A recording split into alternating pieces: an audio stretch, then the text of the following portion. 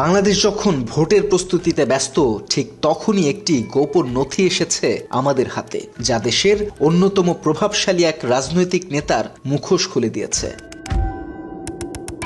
বিএনপির সর্বোচ্চ নীতি নির্ধারণী ফোরাম জাতীয় স্থায়ী কমিটির সদস্য আমির খসরু মাহমুদ চৌধুরীকে উদার সংস্কারের প্রবক্তা হিসেবে দেখা হয়, কিন্তু আমাদের হাতে আসা তথ্য বলছে তিনি বাংলাদেশের জনগণের জন্য নয়, বরং প্রতিবেশী রাষ্ট্র ভারতের গোয়েন্দা সংস্থার জন্য কাজ করছেন।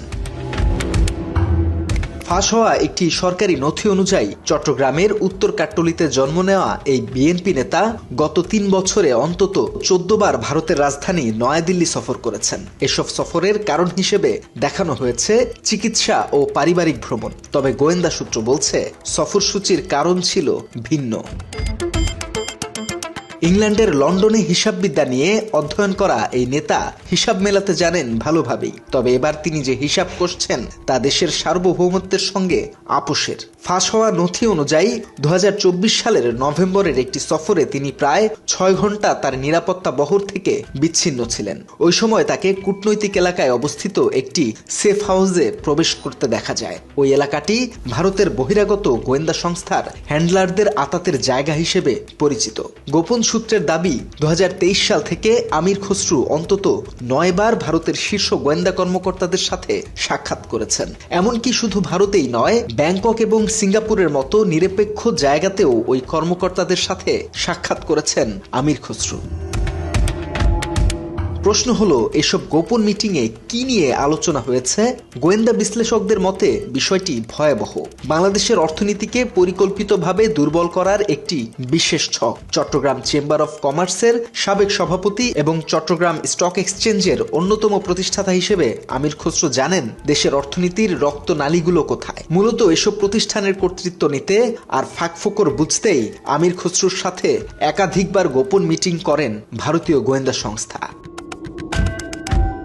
আলোচনার সাথে সংশ্লিষ্ট অভ্যন্তরীণ সূত্রগুলো জানিয়েছে, বিএনপি ক্ষমতায় আসলে একটি গোপন চুক্তি করতে রাজি হয়েছেন আমির খসরু, আর ওই চুক্তির সাংকেতিক নাম দেওয়া হয়েছে ট্রানজিট প্যাক্ট।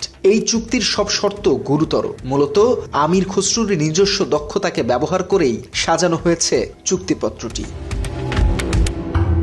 আমির খসরুর ভারতপ্রীতির প্রমাণ মেলে আরও অনেকভাবেই। চট্টগ্রামের সন্তান হয়েও তিনি ইতোমধ্যেই নতুন আন্তর্জাতিক গভীর সমুদ্র বন্দর প্রকল্প স্থগিত রাখার প্রতিশ্রুতি দিয়েছেন, অথচ প্রকল্পটি বাস্তবায়িত হলে চট্টগ্রাম বৈশ্বিক বাণিজ্যের কেন্দ্রে পরিণত হতে পারে।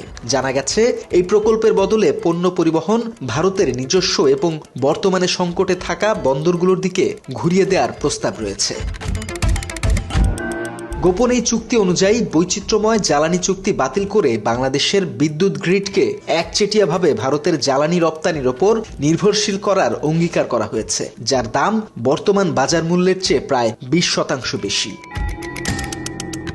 চুক্তিতে সবচেয়ে বিস্ময়কর দাবি হলো নতুন কিছু কমপ্লায়েন্স রেগুলেশনে সম্মতির বিষয়, যার ফলে বাংলাদেশের তৈরি পোশাক বা আরএমজি শিল্প কার্যত অচল হয়ে পড়বে। সেই সাথে ভারতীয় টেক্সটাইল খাত তাদের হারানো বৈশ্বিক বাজার আবার দখলের সুযোগ পাবে। ২০১৮ সালের নিরাপদ সড়ক আন্দোলনের সময় গ্রেপ্তার হন আমির খসরু মাহমুদ। ২০২৩ সালেও এক পুলিশ কনস্টেবলের মৃত্যুর মামলায় তার বিরুদ্ধে নেওয়া হয় আইনি পদক্ষেপ। এসব কারণে নিপীড়নের বিরুদ্ধে সংগ্রামের প্রতীক হিসেবে ধরা হয় এই বিএনপি নেতাকে। তবে গোয়েন্দা বিশ্লেষকদের দাবি, মূলত ওই সময়ে তাকে চাপে রেখে কৌশল নেওয়া হয় গোপন চুক্তিতে রাজি করানোর। এত সব কিছুর পর আমির খসরু আসলে নির্বাচনে ভোট চাইছেন না, তিনি চাইছেন বাংলাদেশকে ভারতের কাছে আত্মসমর্পণ করাতে। ভোটের দ্বারপ্রান্তে দাঁড়িয়ে প্রশ্নটি এখন আর নীতিগত নয়, প্রশ্ন সার্বভৌমত্বের। আমরা কি এমন এক নেতাকে ভোট দেব যিনি জনগণের কাছে জবাবদিহি করেন, নাকি যিনি দেশের ভাগ্য সীমান্তের ওপারে কোনো হ্যান্ডেলারের হাতে তুলে দিয়েছেন তাকে? আল্লাহ হাফেজ।